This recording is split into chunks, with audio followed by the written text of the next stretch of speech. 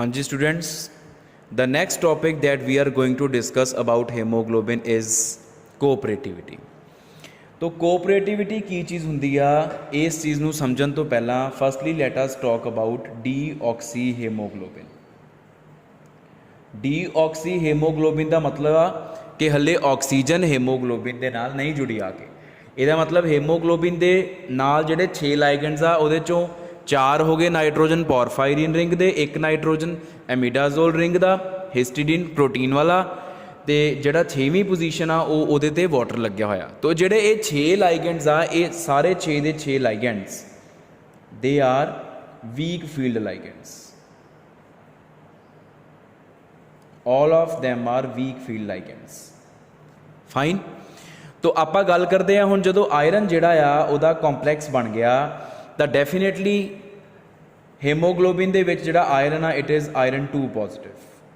Iron 2 positive the configuration is organ 3d6। ਤੋ D ਦੇ ਵਿੱਚ ਇਹਦੇ ਕੋਲ 6 ਇਲੈਕਟ੍ਰੋਨਸ ਪਏ ਹੋਏ ਆ। ਜਦੋਂ ਇਹਦੇ ਨਾਲ ਲਾਈਗੈਂਡਸ ਲੱਗ ਗਏ ਤਾਂ ਇਹਦੇ ਜਿਹੜੇ ਡੀ ਆਰਬਿਟਲਸ ਆ ਉਹਨਾਂ ਦੀ ਸਪਲਿਟਿੰਗ ਹੋ ਜਾਏਗੀ, ਠੀਕ ਹੈ। ਤੇ 2 ਲੈਵਲਸ ਦੇ ਵਿੱਚ ਸਪਲਿਟਿੰਗ ਹੋ ਜਾਏਗੀ। ਕਿਹੜੇ 2 ਲੈਵਲਸ ਦੇ ਵਿੱਚ? EG and T2G। ਹੁਣ ਕਿਉਂਕਿ ਲਾਈਗੈਂਡ 6 ਦੇ 6 ਜਿਹੜੇ ਆ ਇਹ ਹੈਗੇ ਆ ਵੀਕ ਫੀਲਡ ਲਾਈਗੈਂਡਸ, ਤਾਂ ਆ ਗੈਪ ਜ਼ਿਆਦਾ ਨਹੀਂ ਹੋਏਗਾ। ਦਿਸ ਗੈਪ ਵਿਲ ਬੀ ਕੁਆਇਟ ਲੈਸ ਜਾਂ ਨਾਟ ਮੱਚ। ਤੋ ਅਗਰ ਇਹ ਜ਼ਿਆਦਾ ਨਹੀਂ ਹੋਏਗਾ ਗੈਪ ਤਾਂ 6 ਇਲੈਕਟ੍ਰੋਨਸ ਆਪਾਂ ਕਿੱਦਾਂ ਫਿਲ ਕਰਨੇ ਆ? ਦੇਖੋ ਪਹਿਲਾ ਇਲੈਕਟ੍ਰੋਨ ਇੱਥੇ ਗਿਆ, ਦੂਸਰਾ ਇੱਥੇ, ਤੀਸਰਾ ਇੱਥੇ, ਤਾਂ ਚੌਥਾ ਈਜ਼ੀਲੀ ਇੱਥੇ ਜਾ ਸਕਦਾ ਬਿਕੋਜ਼ ਗੈਪ ਜ਼ਿਆਦਾ ਨਹੀਂ ਹੈਗਾ। ਪੰਜਵਾਂ ਇੱਥੇ ਆ ਗਿਆ, ਫਿਰ 6ਵਾਂ ਇੱਥੇ ਆ ਜਾਏਗਾ। So configuration of Fe2 in hemoglobin ਕਿਹੜੇ ਵਾਲੇ 'ਚ? ਸੌਰੀ ਡੀਆਕਸੀ ਵਾਲੇ 'ਚ। in deoxy hemoglobin is T2G4 EG2 fine. ਹੁਣ ਤੁਸੀਂ ਦੇਖ ਸਕਦੇ ਆ ਕਿ EG ਦੇ ਵਿੱਚ 2 ਇਲੈਕਟ੍ਰੋਨਸ ਆ ਗਏ ਤੇ EG ਦੇ ਵਿੱਚ ਜਿਹੜੇ 2 ਆਰਬਿਟਲਸ ਆ ਉਹ ਕਿਹੜੇ ਹੁੰਦੇ ਆ? dx² - y² and dz²। ਔਰ ਇਹ ਵਾਲੇ ਜਿਹੜੇ 2 ਆਰਬਿਟਲਸ ਹੁੰਦੇ ਆ ਬੇਟਾ ਦੇ ਲਾਈ ਅਲੋਂਗ ਦਾ ਐਕਸਿਸ, ਇਹ ਅਲੋਂਗ ਦਾ ਐਕਸਿਸ ਪਏ ਹੁੰਦੇ ਆ, ਤੇ ਜਿਹੜੇ 6 ਲਾਈਗੈਂਡਸ ਆ ਉਹ ਵੀ ਅਲੋਂਗ ਦਾ ਐਕਸਿਸ ਆ ਰਹੇ ਆ। ਤੋ 6 ਲਾਈਗੈਂਡਸ ਦੇ ਇਲੈਕਟ੍ਰੋਨਸ ਦੀ ਇਹਨਾਂ 2 ਇਲੈਕਟ੍ਰੋਨਸ ਦੇ ਨਾਲ ਰਿਪਲਸ਼ਨ ਹੋ ਜਾਂਦੀ ਆ ਕਿਉਂਕਿ ਇਹ ਉਹਨਾਂ ਦੇ ਰਸਤੇ 'ਚ ਆ ਜਾਂਦੇ ਆ। ਲਾਈਕ ਇਹ ਵਾਲੇ ਜਿਹੜੇ ਆਰਬਿਟਲਸ ਆ ਇਹ ਐਕਸਿਸ ਵੱਲ ਪਏ ਹੋਏ ਆ, ਲਾਈਗੈਂਡ ਵੀ ਐਕਸਿਸ ਵੱਲੋਂ ਆ ਰਹੇ ਆ। ਤੋ ਲਾਈਗੈਂਡ ਦੇ ਇਲੈਕਟ੍ਰੋਨਸ ਤੇ ਇਹਨਾਂ ਇਲੈਕਟ੍ਰੋਨਸ ਦੀ ਰਿਪਲਸ਼ਨ ਕਰਕੇ ਲੜਾਈ ਕਰਕੇ ਐਟਮ ਦਾ ਜਿਹੜਾ ਸਾਈਜ਼ ਆ ਆਇਰਨ 2 ਪੋਜ਼ਿਟਿਵ ਦਾ ਜਿਹੜਾ ਸਾਈਜ਼ ਆ ਉਹ ਥੋੜ੍ਹਾ ਵੱਡਾ ਹੋ ਜਾਂਦਾ। ਤੋ ਜਿਹੜਾ ਰੇਡੀਅਸ ਆ ਜਾਂ ਕਹਿ ਲਓ ਸਾਈਜ਼ ਆ, size of Fe2 in deoxyhemoglobin is 218 picometers। ਠੀਕ ਹੈ ਜੀ। ਤੋ ਜਿਹੜਾ ਆਇਰਨ 2 ਪੋਜ਼ਿਟਿਵ ਆ ਡੀਆਕਸੀ ਹੀਮੋਗਲੋਬਿਨ ਦਾ ਉਹਦਾ ਸਾਈਜ਼ 218 ਪਿਕੋਮੀਟਰਸ ਆ। ਹੁਣ ਆਪਾਂ ਪੋਰਫਾਇਰਿਨ ਰਿੰਗ ਬਾਰੇ ਗੱਲ ਕੀਤੀ ਸੀ। ਜਿਹੜੀ ਪੋਰਫਾਇਰਿਨ ਰਿੰਗ ਆ ਉਹਦੇ 4 ਨਾਈਟ੍ਰੋਜਨ ਆ ਪਏ ਆ, 4 ਨਾਈਟ੍ਰੋਜਨ ਐਟਮਸ ਆਫ ਪੋਰਫਾਇਰਿਨ।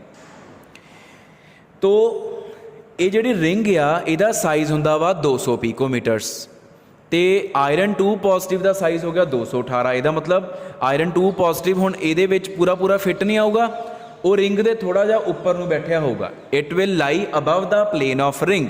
ਤੋ ਉਹਨੂੰ ਆਪਾਂ ਇਸ ਤਰੀਕੇ ਨਾਲ ਸ਼ੋਅ ਕਰ ਸਕਦੇ ਹਾਂ। ਆ ਸਾਡਾ ਆਇਰਨ 2 ਪੋਜ਼ਿਟਿਵ ਆ, ਠੀਕ ਹੈ, ਜਿਹੜਾ ਕਿ ਥੋੜ੍ਹਾ ਜਿਹਾ ਉੱਪਰ ਨੂੰ ਲਾਈ ਕਰ ਰਿਹਾ ਇਸ ਤਰੀਕੇ ਦੇ ਨਾਲ।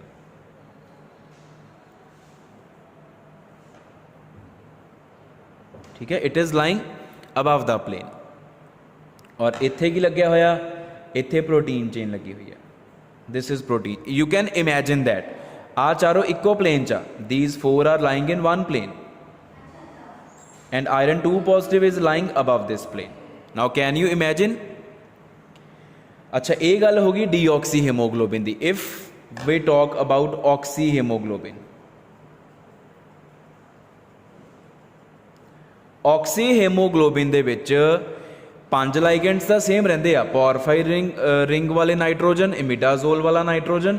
6ਵੀਂ position is taken up by now O2 molecule, oxygen ligand, water ਨਿਕਲ ਜਾਂਦਾ। ਐਂਡ ਆਕਸੀਜਨ ਲਾਈਗੈਂਡ ਜਿਹੜਾ ਆ behaves as strong field ligand। ਉਹ strong field ligand ਆ।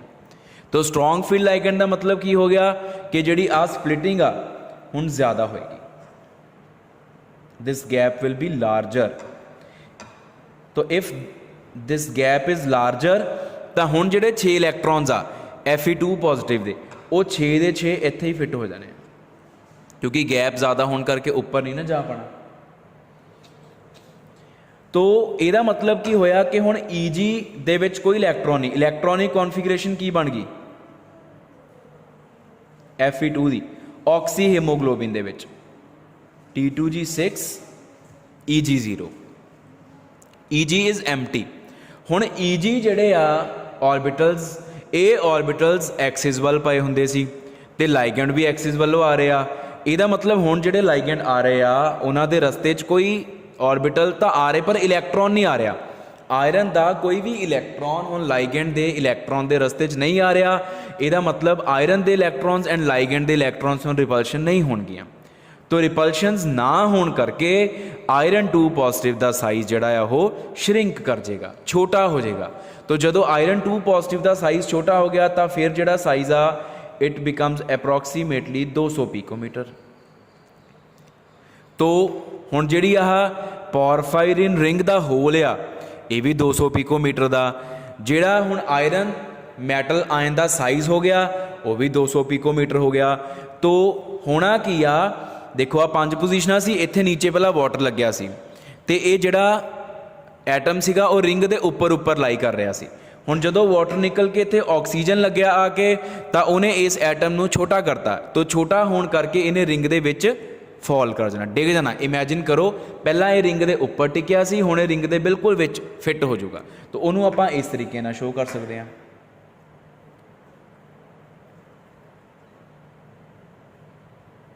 इदा करके कि आ हुण it is lying now in the plane, fine. तो आ उपर ये ग्लोबिन चेन लगी हुई है। हुण होना की आ देखो ग्लोबिन चेन काफ़ी लंबी आ ते एटम इस प्लेन के उपर उपर टिकिया, इत्थे ग्लोबिन चेन आ सारी। जदों ये एटम विच नूं डिग्या ऐ करके, जदों ये टोए दे विच डिग्या तो ग्लोबिन चेन नूं खिच पै जानी आ। तो ग्लोबिन चेन हुण आपां इस तरीके नाल ड्रॉ करते हैं। उहनूं नीचे नूं धू के लै गया ना, खिच के लै गया जिहड़ा एटम आयन आ। तो जदों ग्लोबिन चेन नूं नीचे नूं खिच के लै गया तो ग्लोबिन चेन दे विच आ गई strain. Strain is introduced in the globin chain.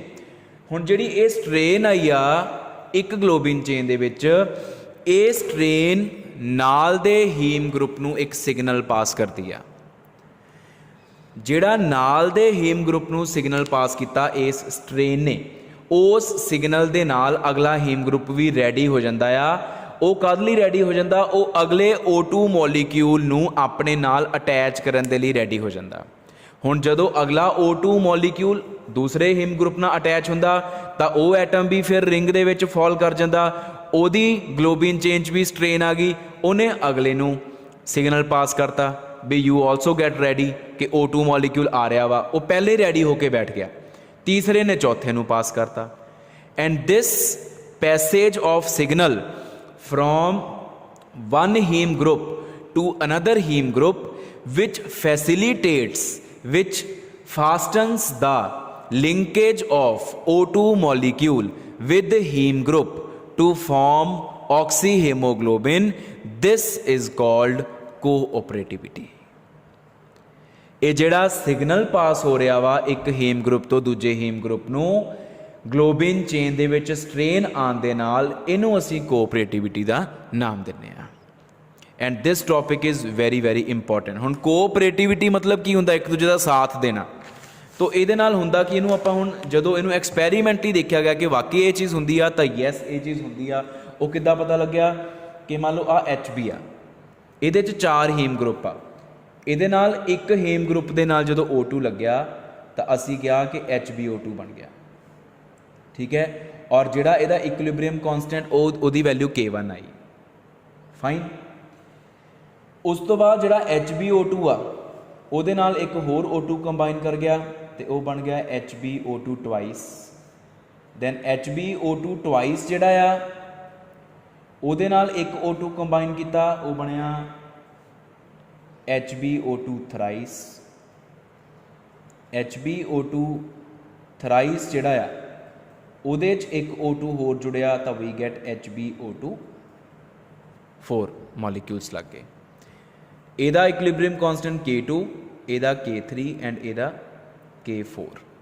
ਤੇ ਜਦੋਂ ਐਕਸਪੈਰੀਮੈਂਟਲੀ ਦੇਖਿਆ ਗਿਆ ਤਾਂ K4 is greater then K3 which is greater then K2 and which is greater then K1। ਇਹਦਾ ਮਤਲਬ ਕੀ ਹੋਇਆ ਕਿ ਜਿਹੜੀ ਚੌਥੀ ਰਿਐਕਸ਼ਨ ਆ ਉਹਦਾ ਇਕੁਇਲਿਬਰੀਅਮ ਰਾਈਟ ਨੂੰ ਜ਼ਿਆਦਾ ਲਾਈ ਕਰ ਰਿਹਾ, it is lying more towards right hand side. ਮਤਲਬ HbO2 4 ਬਣਨ ਦੇ ਚਾਂਸਿਸ ਬਹੁਤ ਜ਼ਿਆਦਾ ਹੋ ਚੁੱਕੇ ਆ।